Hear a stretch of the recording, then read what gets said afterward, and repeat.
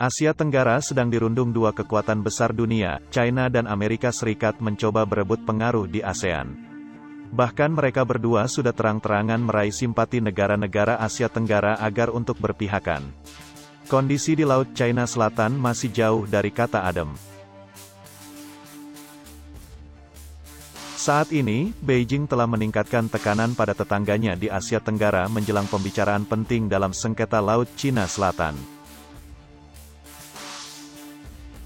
Seorang diplomat senior China memperingatkan ASEAN agar tidak mendukung upaya Amerika Serikat di wilayah tersebut.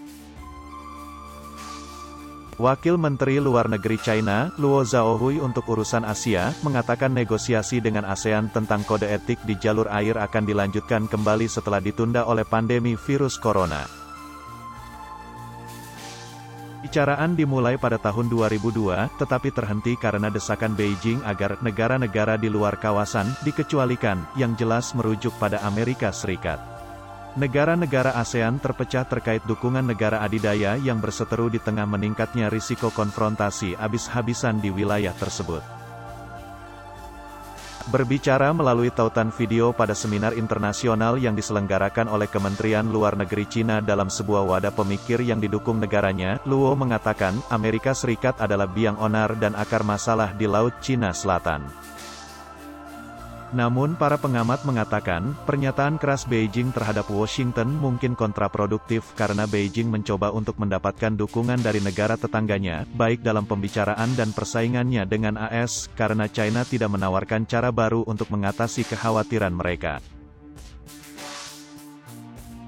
Luo, yang merupakan mantan duta besar China untuk India, juga membidik sekutu dan mitra Washington di Indo-Pasifik, terutama mereka yang telah menyuarakan dukungan sikap lebih kuat Presiden Amerika Serikat Donald Trump terhadap Beijing atas jalur air yang disengketakan dan banyak masalah penting lainnya. Terlepas dari campur tangannya di Laut Cina Selatan, Amerika Serikat mendirikan kuat garis depan anti-China yang juga dikenal sebagai mini NATO. Ini mencerminkan mentalitas perang dingin di AS, kata Luo. Cina tidak membuat masalah, tetapi kami tidak takut akan masalah, menanggapi pernyataan Wakil Menteri Luar Negeri Amerika Serikat Stephen Biegun, bahwa Washington terbuka untuk memperluas blok 4 negara ke negara-negara lain yang berpikiran sama.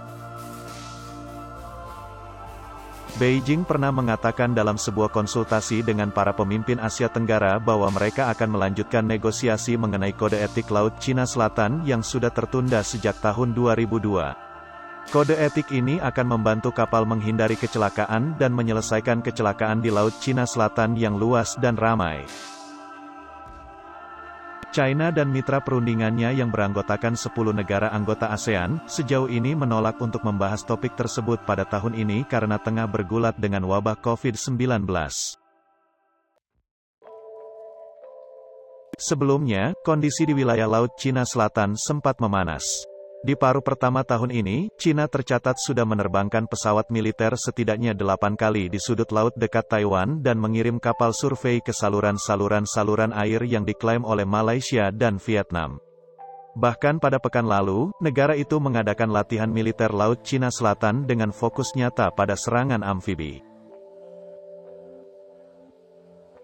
Saya pikir alasan mengapa Cina menawarkan pembicaraan adalah karena merasa sangat yakin bahwa itu berada dalam posisi yang kuat dan dapat membentuk arah atau lintasan diskusi dan rekan-rekannya tidak dalam posisi yang kuat karena virus corona dan karena mereka tidak memiliki aset apapun di lautan, jelas Stephen Nagy, seorang profesor senior bidang studi politik dan internasional di International Christian University di Tokyo.